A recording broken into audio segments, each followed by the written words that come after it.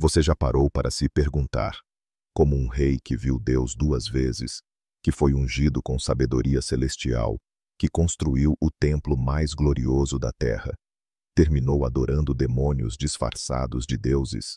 O que fez Salomão, o homem mais sábio que já existiu, se curvar diante de ídolos pagãos? Seria apenas influência feminina? Ou haveria um segredo mais profundo, escondido sob os véus do poder, da luxúria e do pacto com reinos invisíveis? Hoje, você vai descobrir o mistério sombrio por trás da queda do maior rei de Israel. Salomão nasceu de um ventre marcado pela tragédia e pela promessa. Filho de Davi com Batseba, fruto de uma história de adultério e morte, ele cresceu sob os olhos atentos de um pai que conhecia tanto o trono quanto o arrependimento. Desde pequeno, Salomão se destacou pela inteligência, pela diplomacia e pela fé. Quando Davi morreu, Salomão herdou um reino turbulento. Havia disputas, ameaças internas e desafios externos. Mas foi em meio ao caos que Deus apareceu a ele, oferecendo algo jamais oferecido a outro homem. Pede o que quiseres, e eu te darei. Salomão não pediu riquezas, nem vitórias militares. Pediu sabedoria. E com isso, recebeu sabedoria, poder e glória. Ele julgava com justiça, edificava com grandeza, e sua fama atravessava continentes. Cidades o reverenciavam, reis o admiravam. Até a poderosa rainha de Sabá cruzou desertos para vê-lo. Mas foi no auge da sua glória que a semente da ruína começou a brotar.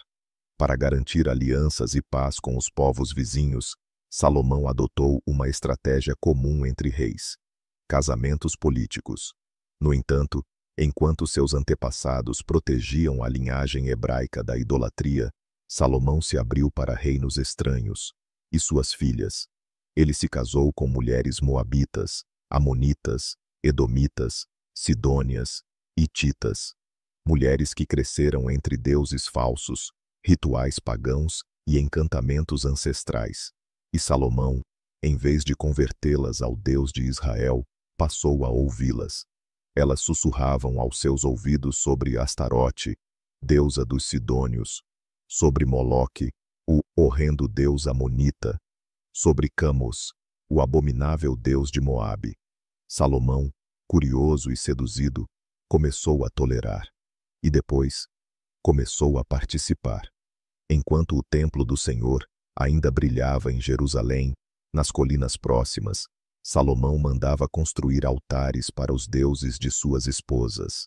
Sacerdotisas dançavam em rituais estranhos, fumaça de incenso subia em direção aos céus, e sacrifícios eram oferecidos não ao Deus de Abraão, mas aos deuses que pediam sangue e corrupção. O homem que havia escrito provérbios e orado em arrependimento pelo povo, agora caminhava silenciosamente em direção ao abismo. Seu coração, antes inteiro, estava dividido. E a pergunta que ecoa pelos séculos é: por quê? O que teria feito Salomão abandonar a presença do Deus que lhe deu tudo? A resposta está mais próxima do que você imagina, e muito mais obscura do que você jamais pensou. Se essa história te deixa curioso, prepare-se. Vamos revelar os bastidores do poder oculto, os rituais secretos nas cavernas de Jerusalém e a influência espiritual que levou Salomão a se tornar mais do que um rei, um símbolo da decadência espiritual de Israel. Quer entender como a sabedoria se transformou em maldição? Então não saia desse mistério. E se você ama mergulhar nos mistérios escondidos da palavra, já se inscreve agora no canal. O mistério da Bíblia viva, e ative o sino, porque agora a revelação vai estremecer a sua fé. O tempo havia passado. Salomão já não era mais o jovem sábio e fervoroso que orava ao Senhor de madrugada. Agora, envolto em túnicas finas, cercado de ouro e bajulado por cortesãos e sacerdotisas estrangeiras, o rei de Israel passava seus dias entre o trono e os leitos de centenas de mulheres, 700 esposas, 300 concubinas, 1000 vozes sussurrando doutrinas de 1000 deuses. Em seu coração, a devoção já não era absoluta, Era dividida, dispersa, enfraquecida. Salomão, que um dia dissera que o temor do Senhor é o princípio da sabedoria, agora ouvia encantamentos vindos do Egito, entoações sidônias e cânticos cananeus invocando forças ocultas. E em silêncio, começou a ceder. Ao leste de Jerusalém, longe dos olhos do povo e do som das trombetas no templo, Salomão ordenou que construíssem cavernas e altares secretos para suas esposas.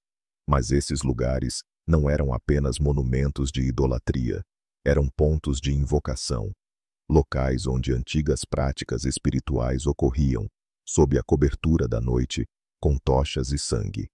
Moloque, o deus das trevas, recebia homenagens com sacrifícios terríveis.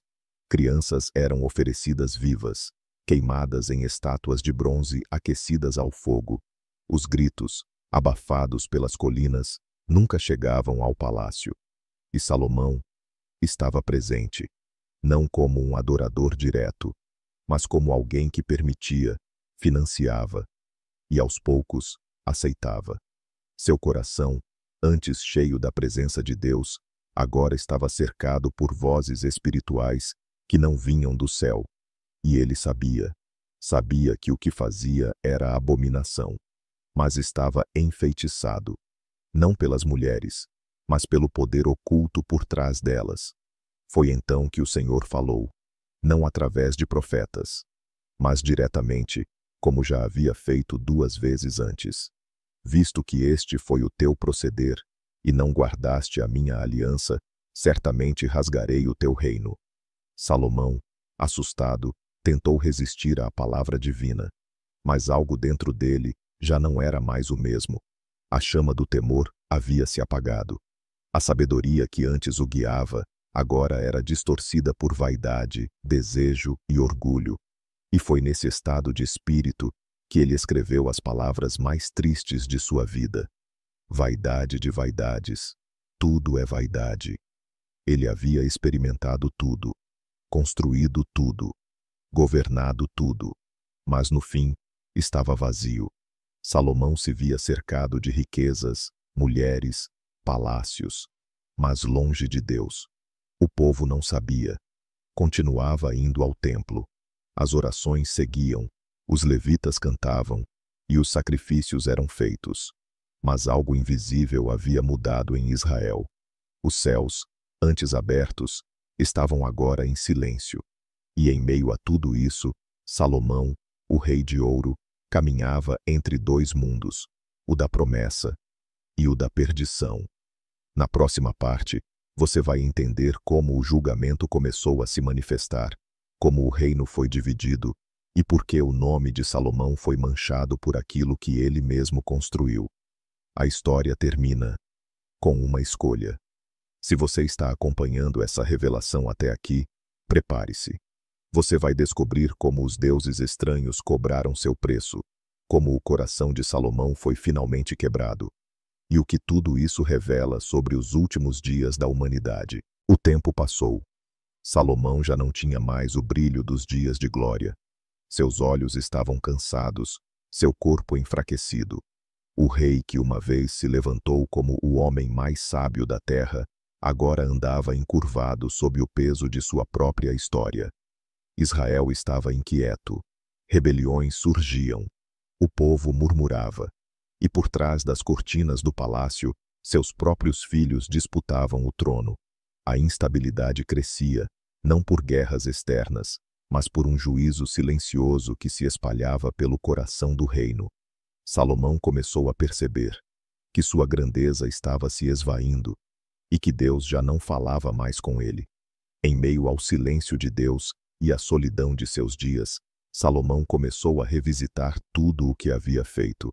Lembrava do templo, lembrava da oração em que dedicou sua nação ao Senhor, e chorava, não com lágrimas públicas, mas com gemidos profundos na escuridão de seus aposentos.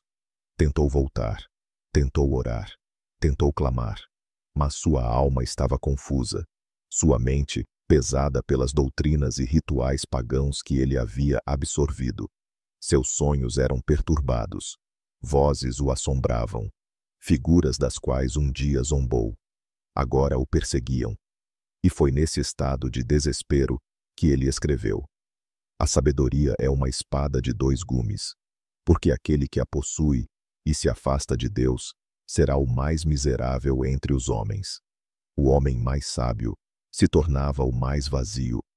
Então veio a sentença.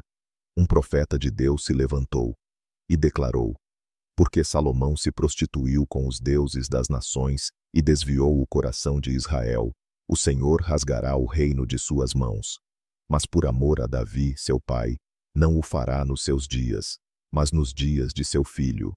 E foi assim que o destino foi selado. O reino de Israel, antes unido, seria dividido. O esplendor de Jerusalém se apagaria. A casa de Davi, que parecia eterna, agora se fragmentaria em desgraça e sangue. Salomão ouviu essa profecia em silêncio. Sabia que não podia mudar mais nada. Mas em seu íntimo, ainda desejava uma última chance. Diz a tradição que, nos últimos dias de sua vida, Salomão escreveu um livro, um lamento, um desabafo de quem conheceu a sabedoria, o poder, o prazer e o vazio. Eclesiastes. Nesse livro, o rei não fala como monarca, fala como um homem quebrado, como alguém que viu o mundo inteiro, mas perdeu a si mesmo. Lembra-te do teu Criador nos dias da tua mocidade, antes que venham os maus dias. Essa não era apenas uma frase, era um grito, um aviso, uma tentativa desesperada de impedir que outros seguissem seu caminho. Salomão morreu, e com ele, morreu o tempo de ouro de Israel. Seu filho Roboão assumiu o trono, e logo o reino foi dividido.